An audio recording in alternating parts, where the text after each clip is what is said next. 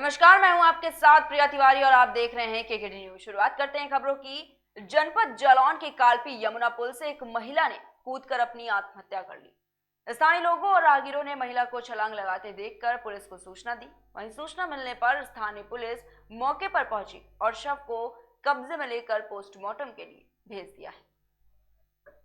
ये हमारे पास 2:05 पे एक अननोन बॉडी ले आया गया, पुलिस वालों द्वारा लाया गया। ये बताया कि ड्राउनिंग का केस है। परीक्षण के उपरांत पाया गया कि वो डेड अवस्था में लाई गई है, उसको डेड डिक्लेयर घोषित कर दिया गया और बाकी प्रोसीजर के लिए, पोस्टमार्टम के प्रोसीजर के लिए पुलिस वालों को इन्फॉर्मेशन भेज दी गई है। पुलिस वाले उस शव को अग्रेसित करके पोस्टमार्टम की प्रक्रिया के लिए उड़ाई लेके जाएंगे। ये हमारे पास 2:05 पे एक अननोन बॉडी ले आया गया, पुलिस वालों द्वारा लाया गया। ये बताया कि ड्राउनिंग का केस है। परीक्षण के उपरांत पाया गया कि वो डेड अवस्था में लाई गई है, उसको डेड डिक्लेयर घोषित कर दिया गया और बाकी प्रोसीजर के लिए, पोस्टमार्टम के प्रोसीजर के लिए पुलिस वालों को इन्फॉर्मेशन भेज दी गई है। पुलिस वाले उस शव को अग्रेसित करके पोस्टमार्टम की प्रक्रिया के लिए उड़ाई लेके जाएंगे। ये हमारे वहीं फतेहपुर जनपद में चुनाव प्रचार जोरों पर चल रहा है। फतेहपुर की 6 विधानसभाओं में कांग्रेसी प्रत्याशियों के पक्ष में चुनाव प्रचार करने छत्तीसगढ़ के मुख्यमंत्री भूपेश बघेल ने रैली और रोड शो किया था, जिसके बाद खागा विधानसभा के प्रत्याशी ओम प्रकाश गिहार के पक्ष में धाता कस्बे में जनसभा की। साथ ही उन्होंने कहा कि कांग्रेस सरकार ने अपने घोषणा पत्र में जो भी वादे किए हैं उनको पूरा किया जाएगा। वहीं जलेसर नगर की प्रमुख भारतीय स्टेट बैंक में मंडी जवाहरगंज के व्यापारी के साथ चोरी की घटना घटित हो गई। किसी अज्ञात व्यक्ति के द्वारा बैंक से भारी रकम की चोरी की गई।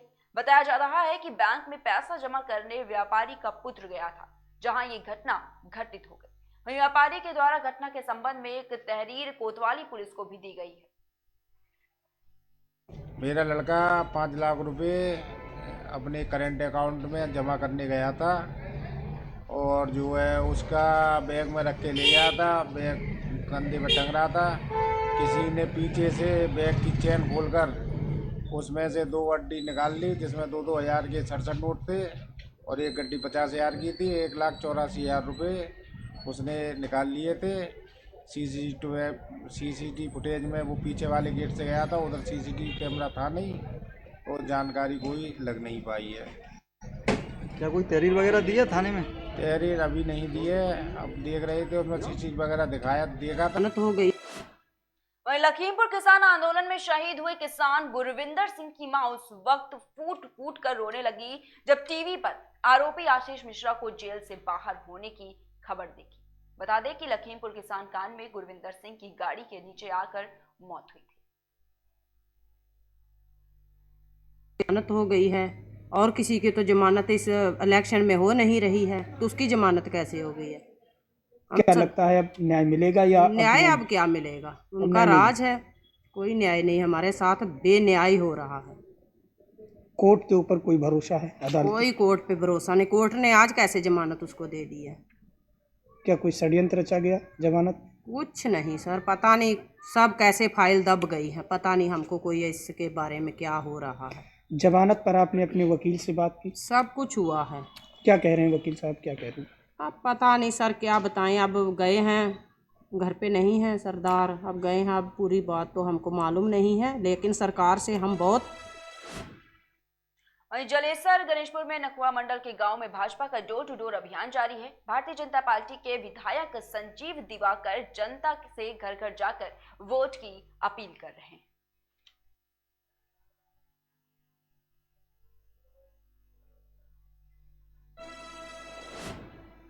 वहीं इटावा बरथाना विधानसभा क्षेत्र 201 कांग्रेस पार्टी के प्रत्याशी स्नेहलता दोहरे अपने चुनावी अभियान को तेजी देने में लगी हुई हैं और जनता से कांग्रेस को वोट देने की अपील भी लगातार कर रही है।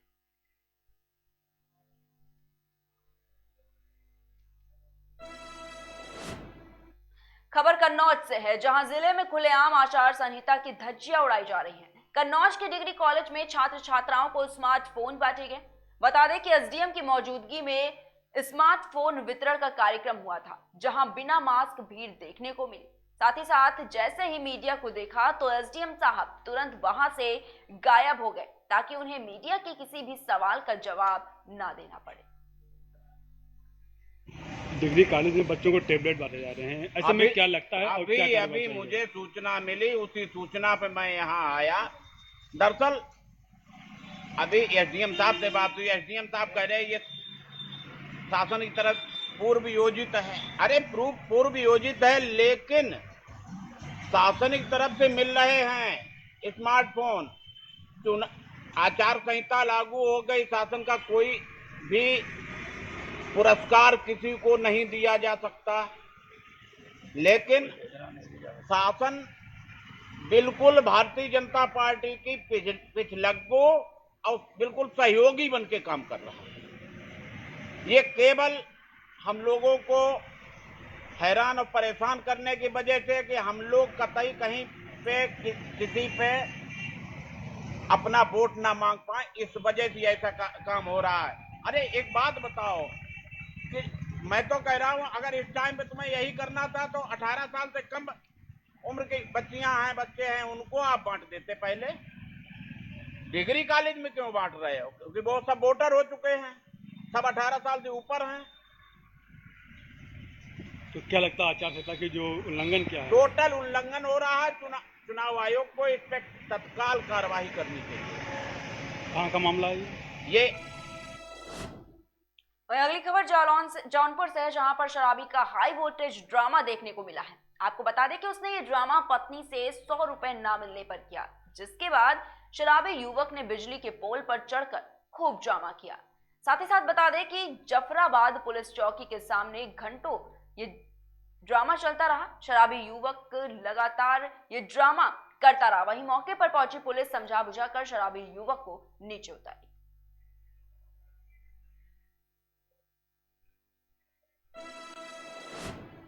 वहीं टांडा विधानसभा कांग्रेस प्रत्याशी मेराजुद्दीन किछौछवी ने हक्कानी मार्केट टांडा में अपने कार्यालय का उद्घाटन किया है। इसके बाद प्रेस कॉन्फ्रेंस की, जिसमें उन्होंने मीडिया के सवालों का जवाब बहुत नरमी से दिया और इस दौरान उन्होंने बताया कि हमारी पार्टी उसकी नीतियों में लोग अपना भविष्य देख रहे हैं और हर गांव गली में इसका समर्थन भी लगातार मिल रहा है। हमारी पार्टी ने 40% महिलाओं को टिकट दिया है। इसके साथ ही उन्होंने आगे कहा कि भाजपा बेटी पढ़ाओ बेटी बचाओ की बात तो करती है, मगर उन्हें सम्मान नहीं देती है। हमारी पार्टी द्वारा किया गया ये काम महिला सम्मान को बढ़ाता है। महिलाओं को सम्मान मिलने के कारण उनका कांग्रेस से लगाव भी बढ़ गया है। तो जनता किस रूप में देख रही है आपको? इस समय सारी उम्मीदें कांग्रेस से लोगों की लगी हुई हैं और वो ये समझ रहे हैं कि आने वाला कल जो है वो हमारी बेहतरी के लिए कांग्रेस ही होगी। इसके बारे में आपका क्या कहना है? देखिए, आपने बहुत अच्छा सवाल किया है और मैं इस सवाल से बिल्कुल आपकी सहमत हूँ कि जनता वाकई में कांग्रेस की तरफ बिल्कुल मुँह फैला देगी। बस हम लोगों को जनता के पास जाना चाहिए, उनका सुख बांटना चाहिए और हमारे सारे कार्यकर्ता, हमारे जिलाध्यक्ष जी हैं यहाँ पे मौजूद हैं, अख्तर साहब हैं, संजय तिवारी जी हैं, सभी हमारे पूरे ज़िले के कार्यकर्ता इसमें मिले, घर घर जा रहे हैं और बड़ी मोहब्बत मिल रही है हम लोगों को और हम उनके विश्वास पर खरे भी उतरेंगे। अगर हमें मौका मिला तो हम उनके विश्वास पर खरे उतरेंगे। ये 33% महिलाओं को कांग्रेस टिकट दे रही है, 40 जो भी हो तवज्जो दे रही कांग्रेस महिलाओं के ऊपर। तो क्या इसका कुछ फ़ायदा मिलता दिखाई दे रहा है? फ़ायदा मिलता मुझे तो बहुत महसूस हो रहा, क्योंकि मैं जिस गांव में जा रहा हूं मैं देख रहा हूं बच्चियां औरतें झाँक के मिल रही हैं और पर्चा मांग रही। जो मेरा प्रियंका जी ने जो वादा किया वो सारे पर्चे घर घर में दे भी रहा और वो लोग बहुत उससे जैसे भावुक होकर मुझसे मिल रही हैं और उनकी उम्मीदें भी जाग रही हैं। इसका बहुत फायदा मिलेगा। अच्छा, अभी एक बैंक घोटाला 2-4 दिन पहले सामने आया है, तो उसके बारे में क्या कहना? अब आप ये बताइए, उनके मुख्यमंत्री रहे, उनके प्रधानमंत्री हैं और वो आरोप हमारे ऊपर लगाएंगे, कितनी बेईमानी वाली चीज़ है। अब उनका मुंह है वो कुछ भी बकें, लेकिन सारा ताला उन लोगों की। और क्या है आपकी योजना है, उसके बारे में कुछ बताइए। देखिए, मैं अगर मेरी सत्ता आई, मैं विधायक हुआ, तो मैं इतना विश्वास और यकीन दिलाना चाहता हूँ यहाँ के टांडा के बुनकर भाइयों और किसान भाइयों मजदूर भाइयों को कि अमन चैन सुकून होगा, रोजगार मिलेगा। जितनी भी ये समस्याएं बुनकर भाइयों की है, इनको हम लोग ज़रूर दूर करें। पार्टी की योजनाओं में थोड़ा रोशनी डाल दीजिए। देखिए, पार्टी की योजनाएं तो कई है। हमारा मैनिफेस्टो निकाला है, प्रियंका जी ने कई चीज़ें उसमें किया है। एक तो लाखों लोगों को नौकरी देंगे, वो महिलाओं को स्मार्ट फोन और स्कूटी देने का वादा किया, तमाम चीज़ें उसमें हैं। और 2500 रुपये कुंटल धान नहीं तो इसके दर ज़्यादा है कि पेट्रोल डीजल के दाम आसमान छू रहे हैं। कड़ुआ तेल 250 रुपये किलो मिल रहा है। सारे मुद्दे ही मुद्दे, बेरोजगार पब्लिक रोड पे घूम रही है, सारे लोग परेशान हैं। यही मुद्दे लेके हम जनता के बीच में जा रहे हैं। कहीं ना कहीं देखा ये जा रहा है कि जो 5 साल भाजपा ने सरकार चलाई है उसमें बहुत सारे मुद्दे ऐसे हैं जो वो लेके आए, चाहे फ्री अनाज का हो या फिर वैक्सीनेशन का हो। ऐसे बहुत सारे जेन्युइन मुद्दे जिनके आधार पे वो भाजपा वोट मांग रही है। तो उसकी काट क्या रखेंगे आप, अपने को ऊपर कैसे रखेंगे? ऐसा है कि किसका खून चूस के ला रहे हैं, अनाज दे रहे हैं। हम ही लोगों का तो खून चूस के, जनता का खून चूस के ये अनाज फ्री बांट रहे हैं। और बाकी इन्होंने किया क्या? जो भी 70 साल में कांग्रेस ने बनाया वो सारी चीज़ें ये बेच रहे हैं। एयरपोर्ट बेच रहे हैं, रेलवे स्टेशन बेच रहे हैं, सब कुछ तो ये बेच ही रहे हैं। ये कर क्या रहे हैं? ये बताएं, वो उन्होंने कहा है कि 70 साल में जो नहीं हो पाया वो हमने किया है। बिल्कुल सही वो कह रहे हैं। 70 साल में जो नहीं हो पाया वो भाजपा कर रही है। कुछ बच ही नहीं रहा है हिंदुस्तान में। अब हिंदुस्तान सिर्फ बचा है, उसी को आप लोग, मैं जनता से अनुरोध करूंगा कि उसी को बचा लीजिए। नहीं तो अगर ये फिर आ गए तो हिंदुस्तान भी बिक जाएगा।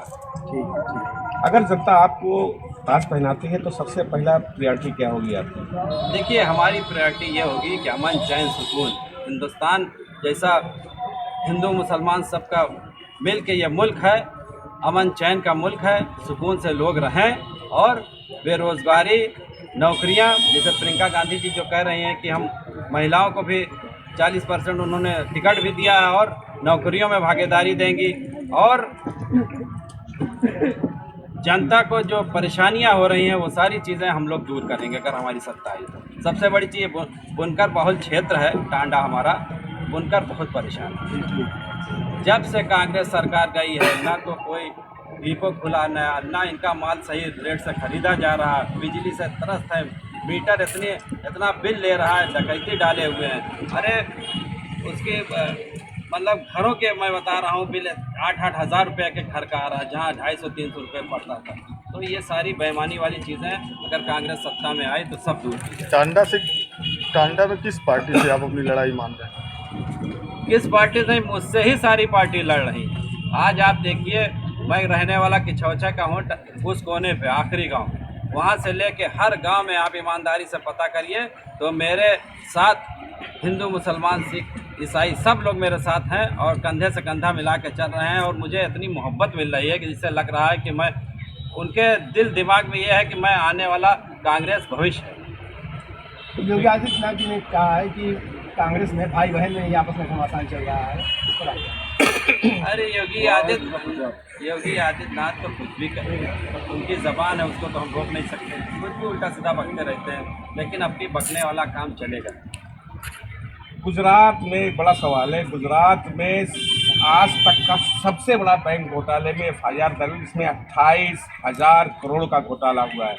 भाजपा कह रही है कांग्रेस की देन है ये घोटाला। उनके पास ज़बान ही तो है, उनके पास ज़बान ही तो है, तो ज़बान।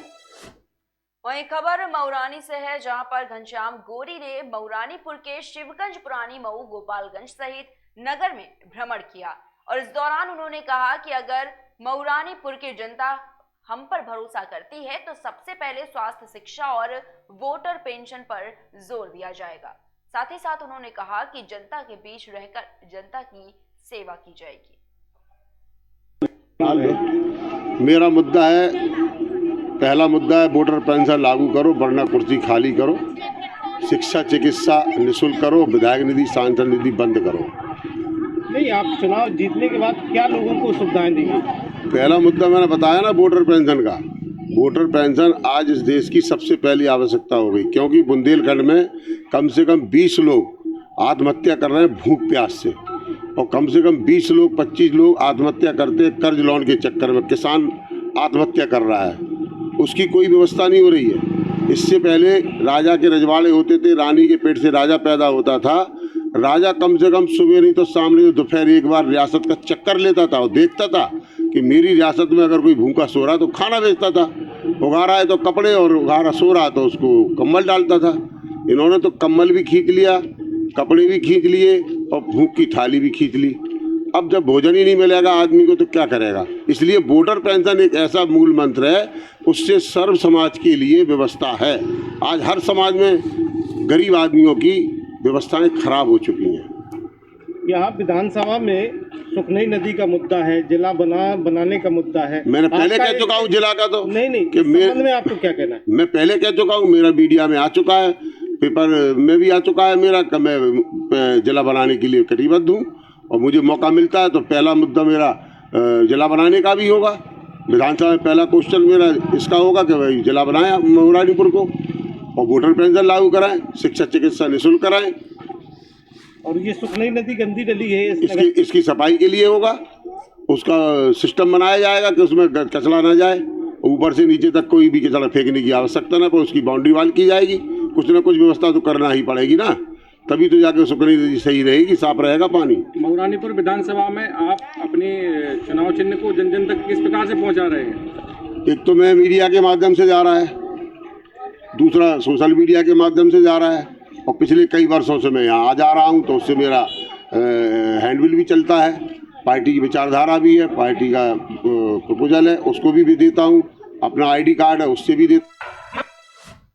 उत्तर प्रदेश एटा जनपद के रामलीला मैदान में उत्तर प्रदेश के उप मुख्यमंत्री केशव प्रसाद मौर्य ने एक जनसभा को संबोधित किया। उन्होंने अपने संबोधन में कहा कि मैं एटा में आज विरोधियों की जमानत जब्त कराने आया हूँ। चुनाव के बाद उत्तर प्रदेश में 300 से अधिक फूलों की माला बनेगी। मैं आप सभी से वीरेंद्र व डेविड के लिए आशीर्वाद मांगता हूँ। वहीं इस बीच उप मुख्यमंत्री पत्रकारों के साथ सपा की जनसभा में हुई गुंडई पर भी उन्होंने कहा कि पत्रकारों से अभद्रता करने वालों के खिलाफ रिपोर्ट दर्ज हो चुकी है, ऐसे गुंडों को क्षमा नहीं किया जाएगा। आपने सपा बसपा और केंद्र की कांग्रेस सरकार देखी है, तीनों ने मिलकर सिर्फ देश की को लूटने और बर्बाद करने के अलावा कुछ नहीं किया है और भ्रष्टाचार इनकी कुंडली में लिखा हुआ है। हमने भेद किया किसी योजना में, हम प्रधानमंत्री गरीब कल्याण अन्न योजना के माध्यम से लगातार 1.5 साल से फ्री में राशन बांट रहे के लिए मिल रहा है। और अगर ये सपा बसपा वाले होते तो आप गरीबों का राशन खा जाते, केवल भाषण सुना करके चले जाते।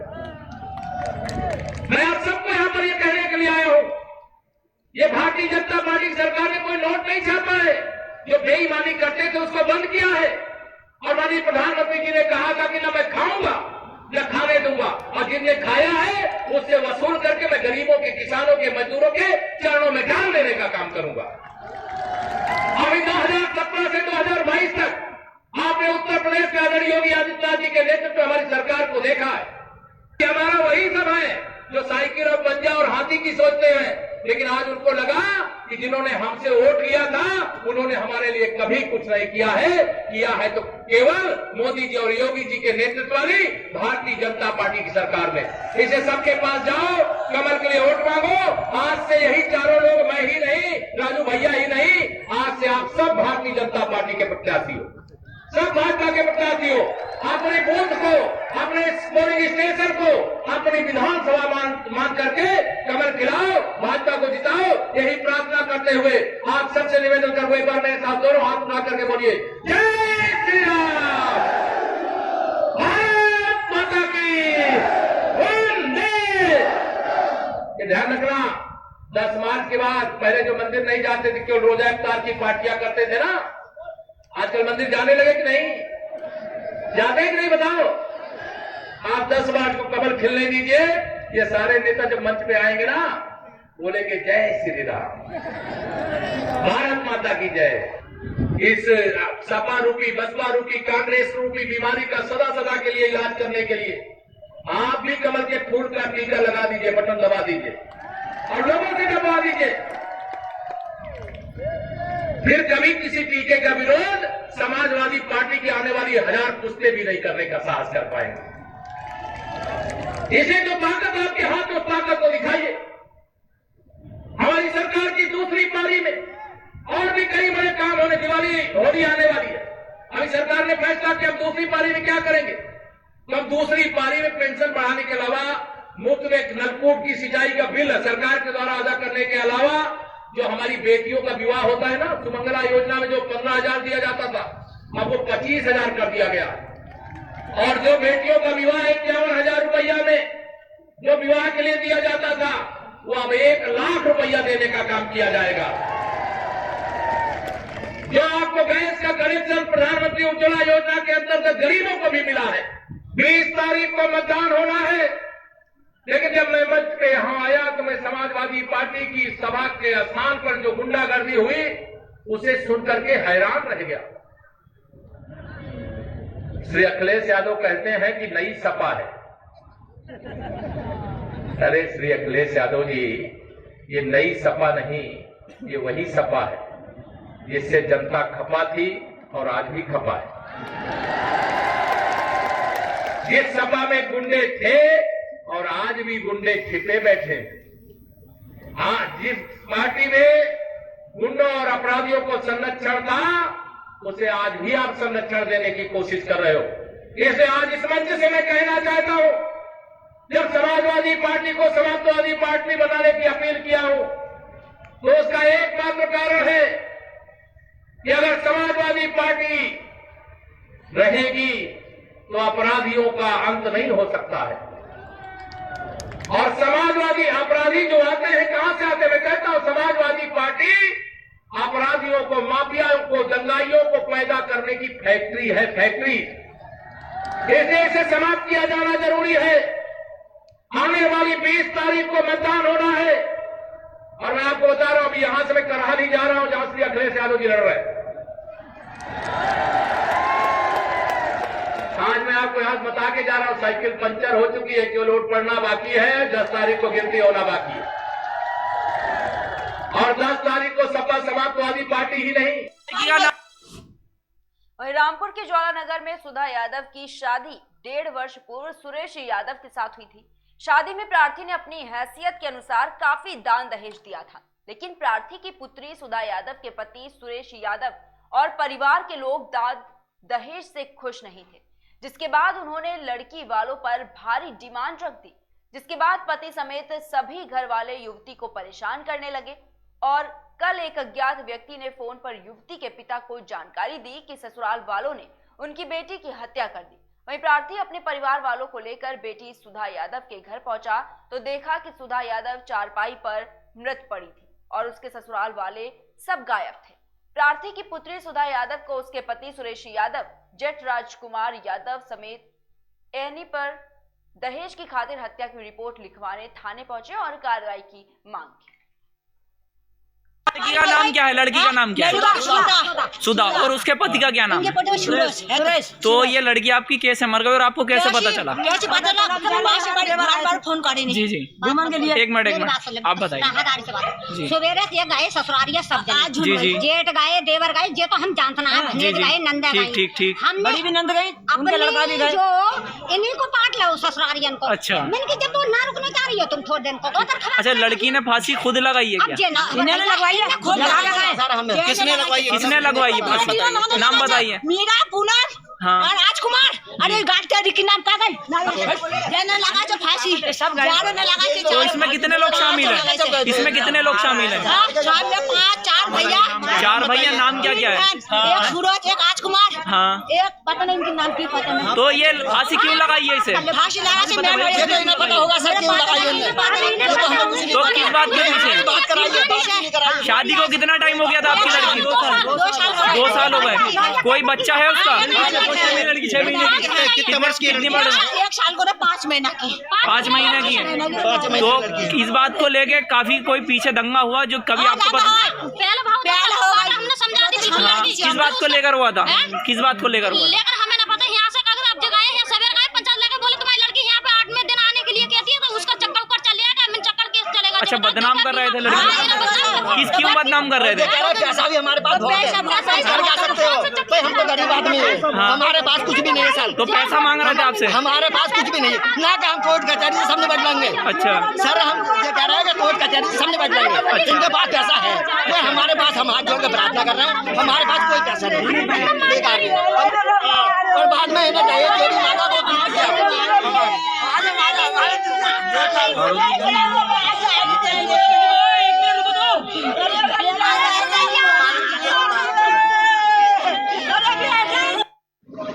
क्या हुआ है आपके साथ? जवाहर नगर में लड़की की शादी करी थी, भतीजी की। हमने शादी करने के बाद में ये लोग लड़की को सताते थे, बहुत दिनों से यही चल रहा था। नाम है लड़की का? लड़की नाम सुधा, और उनके हस्बैंड का क्या नाम है? हस्बैंड का नाम है सुरेश।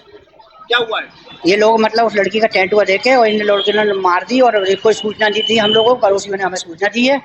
इन लोगों ने उसके दहेज के पीछे ये बुलेट गाड़ी और 2 लाख रुपए नकद मांग रहे हैं, और कहते हैं नंगे घराने की लड़की है। कब शादी हुई थी लड़की? ये 1.5 साल हो गया लगा, पिछले लॉकडाउन में। एक उनका मतलब जेठ है राजकुमार, अनूप, और ये एक का नाम सुरेश और एक का नाम है नन्हे, और लड़कियों का नाम है मीरा और पूनम। आपको कैसे पता चला? हमें सूचना मिली, ये लोग मतलब घर से हम आए लोग, हमें हल्की सूचना मिली, ये लोग घर से फरार हैं। लड़की को बेड पे टेंट को देके इन लोगों ने लिटाल दिया है। अब क्या चाहते हो? अरे हम अन्याय चाहते हैं साहब। न्याय चाहते हो? हाँ। आप कौन है लड़की के? लड़की का मैं चाचा हूँ। पिताजी? मैं पिताजी हूँ। क्या नाम है आपका? राम।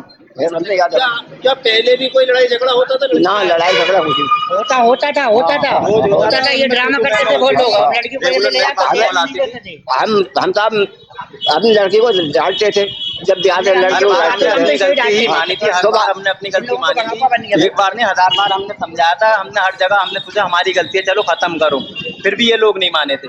रोज का इनका ड्रामा था। ये सिचुएशन आ गई है, मतलब कोई मांग उन्होंने की थी अपनी मांग ये करिए, मतलब तो गाड़ी और बुलेट गाड़ी मांग रहे हैं वो लोग। जितना हमारा कब्जा था उतना हमने दिया, और देने के लिए। वहीं खबर बहराइच से, जहां पर सैयद सालार मसूद की दरगाह पर हर साल इस उर्स मुबारक पर लाखों लोग आते हैं। दूर दूर से लोगों का आना लगा रहता है। भाग 3 दिनों से ही शुरू था और आज उर्स के मौके पर लाखों लोग यहां पहुंचे हैं अपनी दुआ मांगने, जिसमें बुजुर्ग हैं, युवा हैं, महिलाएं हैं। जो लोग अंदर मजार तक नहीं पहुंच पा रहे हैं, वो जहां पर जगह पा रहे हैं वहीं बैठकर दुआ मांगने की कोशिश कर रहे हैं। सभी को फिक्र है कि कहीं कोई दुआ हमारी बचे ना, क्योंकि ऐसा मानना है कि इस दरगाह पर हर दुआ कबूल होती है, कोई खाली हाथ नहीं लौटता है। यहाँ से आज सैयद सालार मसूद गाजी का 1019वां उर्स वहीं हर्षोल्लास के साथ में ये मनाया गया।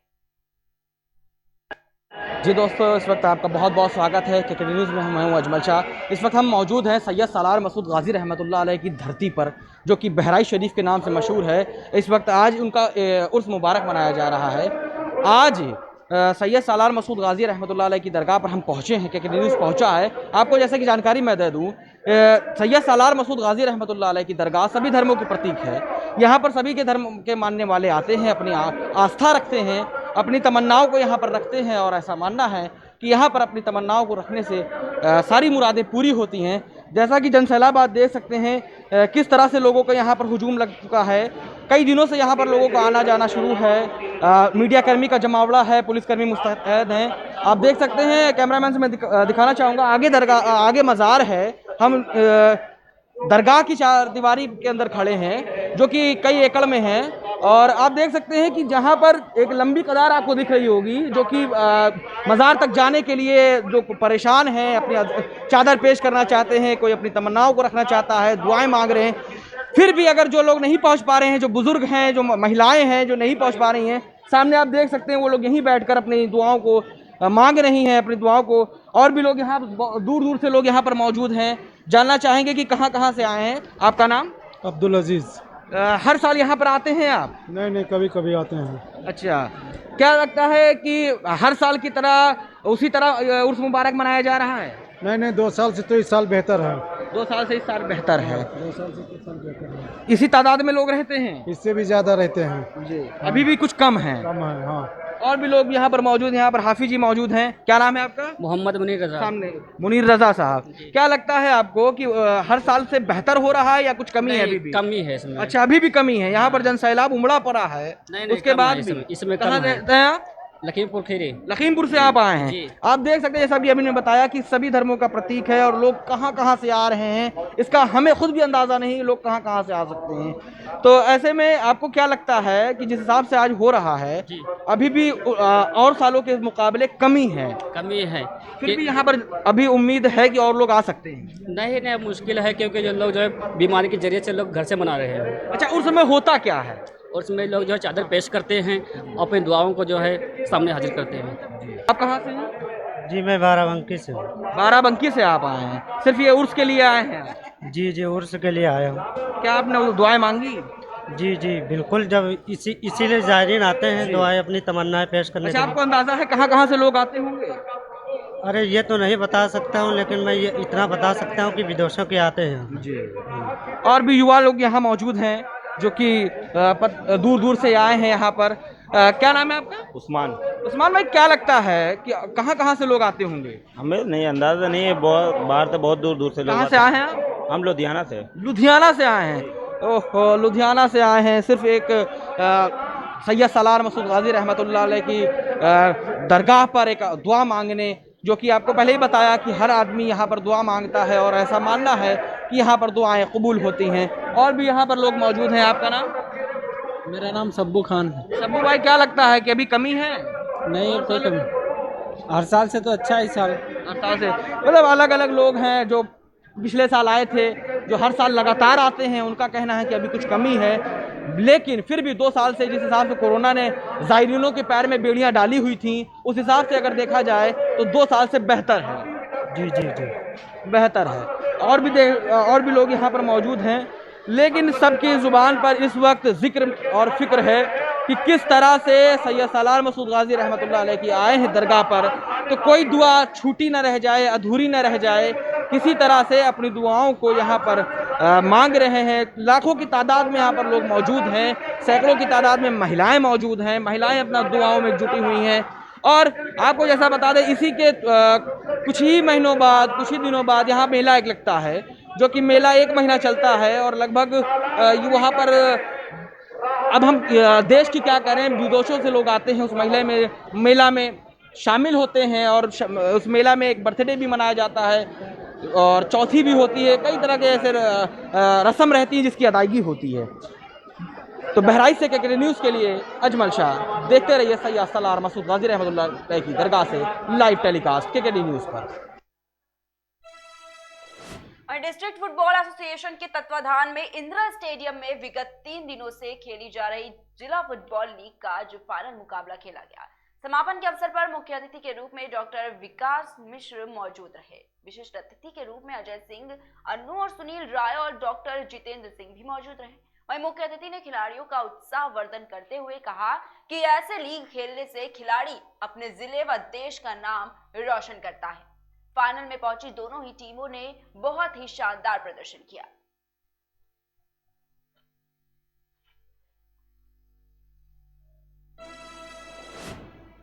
वहीं उजानी कोतवाली क्षेत्र के बित्रोई मोड़ के पास तेज रफ्तार बाइक बैलगाड़ी में जाकर टकरा गई है, जिसमें लव पटेल और उनकी मां घायल हो गई हैं और इसके बाद घायलों को 108 एम्बुलेंस की मदद से जिला बदायूं अस्पताल में भर्ती कराया गया है।